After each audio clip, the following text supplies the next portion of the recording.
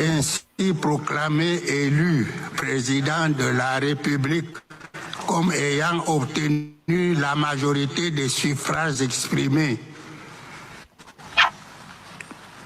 Le candidat Biya Paul.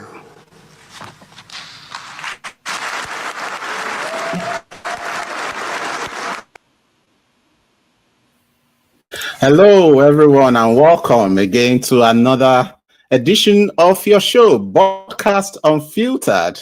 Let me say something. This show is coming to you live. This is the first time I'm trying to do this as a live show on different streaming platforms, Facebook, YouTube, as well as on my linked profile. This experiment works well. Hey, I decided to do this because of the very, very important conversation that I want to have today.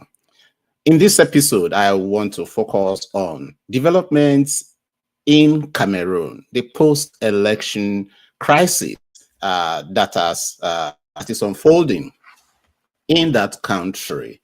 As you all know, in terms of the timeline, Cameroon had its presidential election earlier in the month of October, precisely the 12th of October. Presidential elections took place, and ever since then, everyone has been waiting to hear the result of the election. A little bit in terms of the background of that election. We had quite a number of candidates that contested in the election. Think about 12 candidates altogether.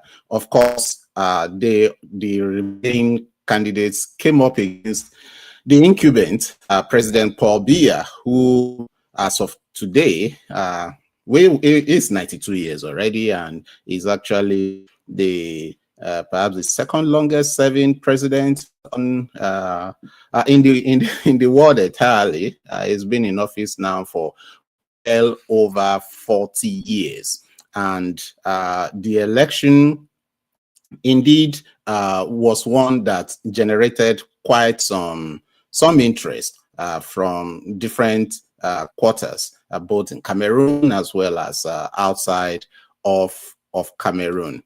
Now, what is it that has happened since the Constitutional Court? Just as I played at the start of the video, you saw the president of Cameroon's Constitutional Court declaring the result in favor of President Paul Biya.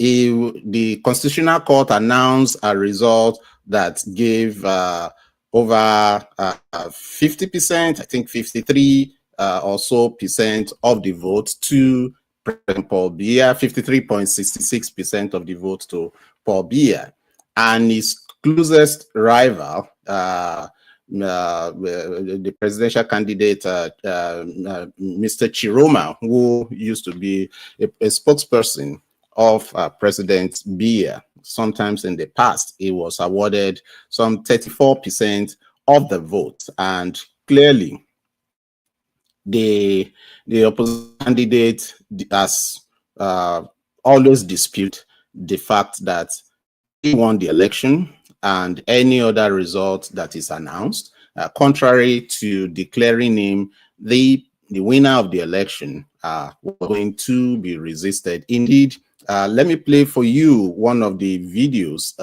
that the opposition record earlier on.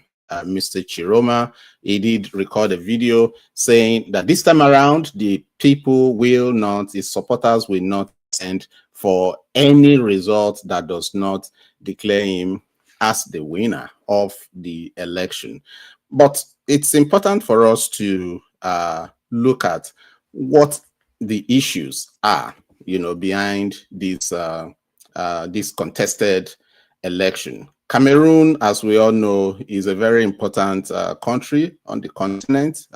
It straddles both the west as well as central part of Africa, one of the resource-endowed countries on the continent. But Cameroon has been dogged by, issues of economic underdevelopment, the very autocratic rule of the incumbent president, President Paul Biya, who has continued to find ways to perpetuate himself in office, changing the constitution, and always presenting himself even for election. I mean, it was raising in some quarters that maybe, given age, it will take a backseat this time, but even at 92, he still put himself up for the election for another 5 year term.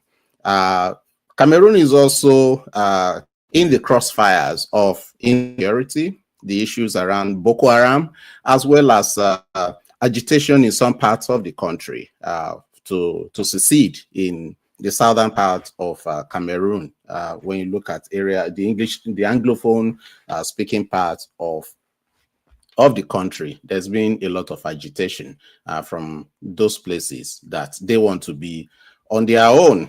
Now, in terms of what we have seen since the result was declared on Monday, that there's been widespread protests from different parts of the country, from Yaoundé to Garoua to Douala. Young people are out protesting in their numbers. As of yesterday, the news report and even my interaction with some Cameroonian friends indicates that no less than 7 persons were killed yesterday because security agencies have been using tear gas, live ammunition, very, very high-handed means of quelling these riots.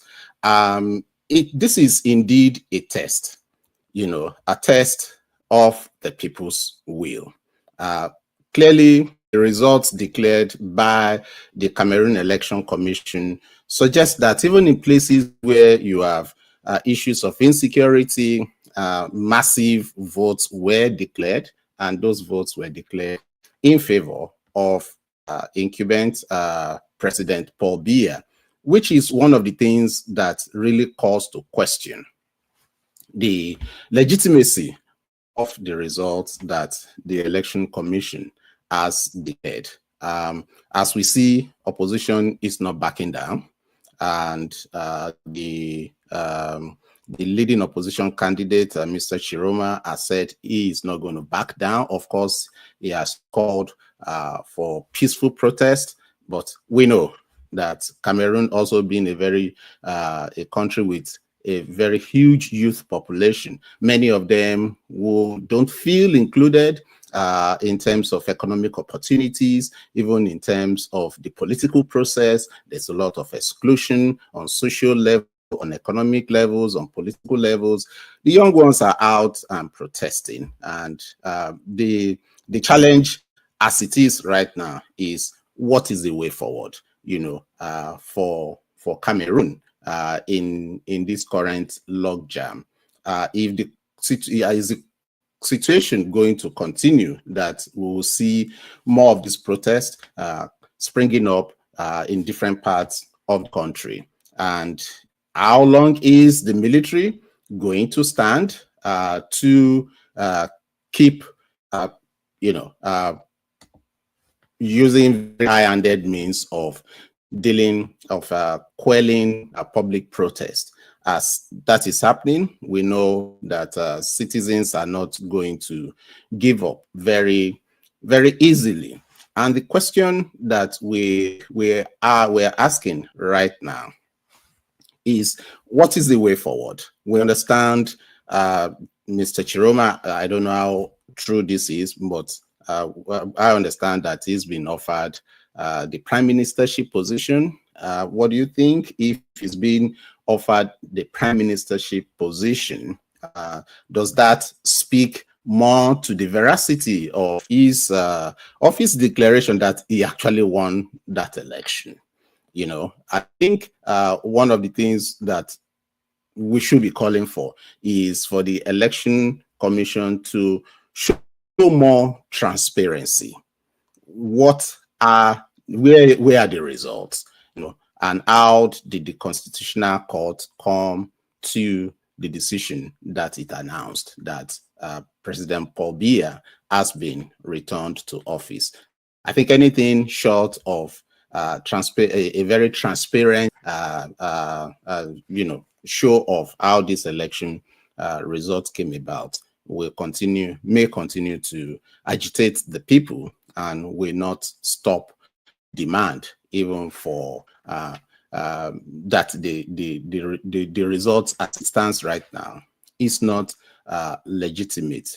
The other question I would like to ask, is this current crisis just a matter related to the election, or it reflects the long-standing pattern of undercurrent of issues that are that has been on in Cameroon over time? Also, can regime stability be maintained without legitimacy? That's another question, and if the how much of the crisis of the election, of this election itself, and how much structural issues, the conflicts we see in parts of the country affected by Boko Haram, how that is also fueling the current crisis, which has been accentuated, of course, because of the election result that has been declared. The other question also is, what role can civil society, as well as Cameroonians in the diaspora, what kind of role can they play in the current situation that is unfolding in Cameroon? Of course, most of the protesters out on the streets are young people. How can young people also, their voices, how can their voices be reflected in conversation going forward? Basically, is this a situation that gives room for some sort of inclusive dialogue, to unfold in Cameroon, but not an inclusive dialogue that will legitimize what is considered illegitimate?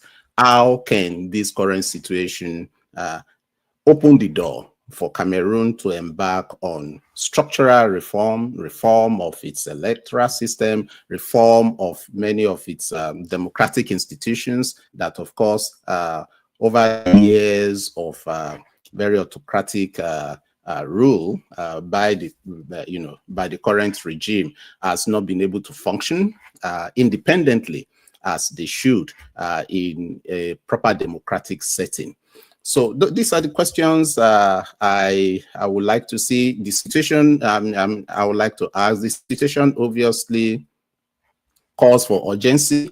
The voice of regional bodies like, ECOWAS, as well as the African Union, so far has been very muted.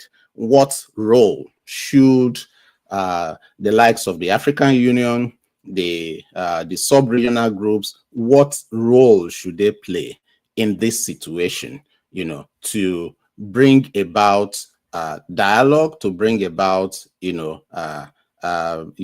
transparency in terms of the electoral process? What role should they play in this instance to ensure that Cameroon does not go towards a precipice? Because the underlying currents are there that can fuel much of the insecurity that the country has witnessed in the past. But what we would like to see is that the voices of the people are respected, the legitimate choice of these people of Cameroon is allowed to stand by way of how they voted in the October 12th election. So these are my thoughts for now, and I would like to hear from you, the audience, as well. And hey, if this is your first time coming across this channel, I would love for you to come back. Please like and subscribe to this channel so that you can be informed when the next episode drops. This is it for now. Thank you, and so long. Bye.